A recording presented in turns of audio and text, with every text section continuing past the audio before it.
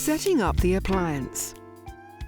Plug the power cable connector into the socket at the back of the appliance and connect the appliance to the mains electricity supply. Make sure the main switch at the side of the appliance is pressed. Remove the water tank. Fill to the max line with fresh water, then put back in the appliance. You must choose the language. The languages scroll through at intervals of about 3 seconds.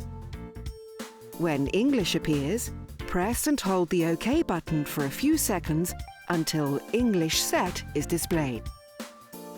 If the water spout is not inserted, the display shows Insert Water Spout. Insert the hot water spout on the nozzle and place a container with a minimum capacity of 100 millilitres underneath.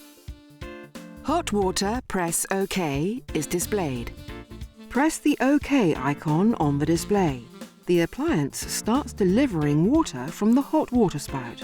The appliance ends the first startup procedure and goes off automatically. The coffee machine is now ready for normal use.